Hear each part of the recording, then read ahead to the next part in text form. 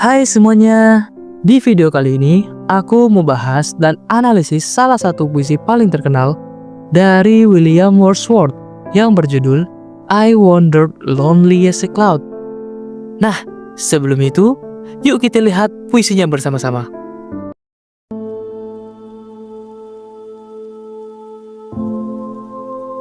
I wandered lonely as a cloud that flows on high o'er vales and hills, when all at once I saw a crowd, a host of golden daffodils,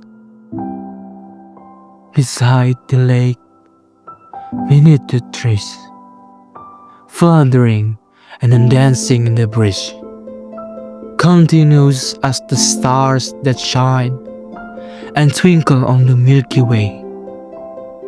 They stretch in a never-ending line along the margin of a bay. 10,000 saw I at a glance, tossing their heads in a sprightly dance. They waved beside them dance, but they all did the sparkling waves in a glee. A poet could not be but gay in such a drunken company. I guess, but a little thought what world this soul to me hath brought. For off, when on my couch I lie, in vacance or in pensive mood, they flash upon that inward eye, which is the bliss of a solitude. And then my heart with pleasure fills and dance with the daffodils.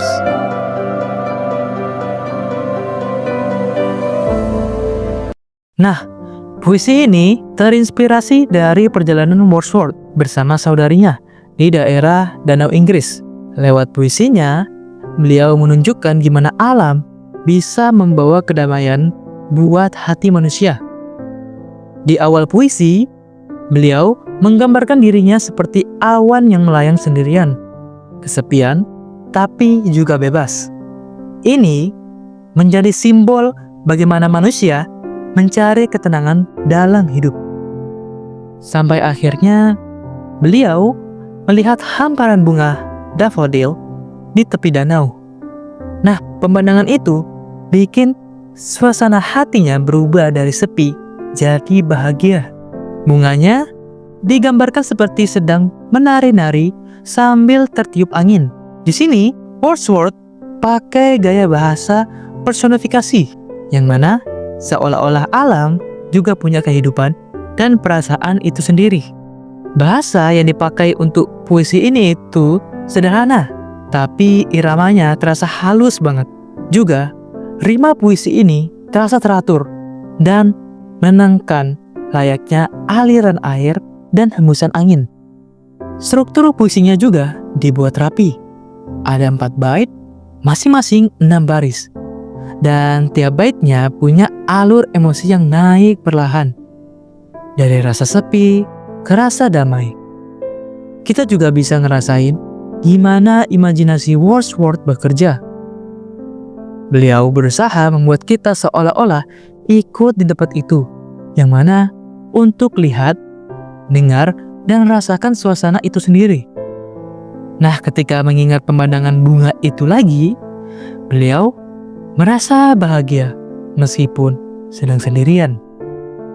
Ingatan tentang alam ternyata bisa jadi sumber kebahagiaan itu sendiri.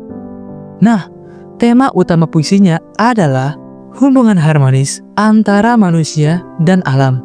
Wordsworth ingin kita sadar kalau keindahan alam bisa menyembuhkan perasaan kita.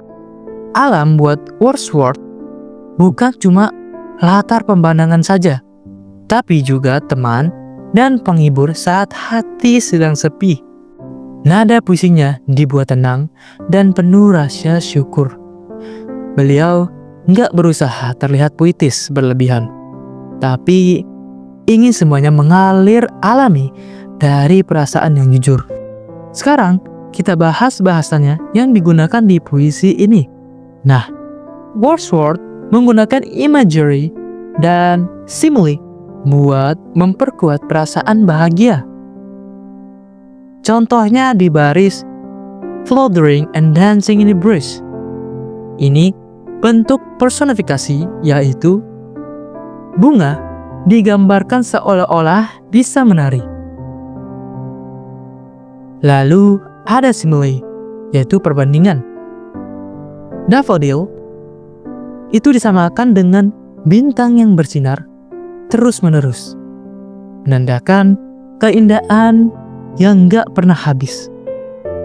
Karena hal itu, gaya bahasa di puisi ini itu terasa hidup dan dekat dengan pembacanya. Yang mana alam gak cuma indah untuk dilihat, tapi juga nyaman saat dirasakan. Jadi kesimpulannya, lewat puisi ini, Wordsworth ngajarin kita buat lebih menghargai alam, karena di dalamnya selalu ada ketenangan dan kebahagiaan yang sederhana.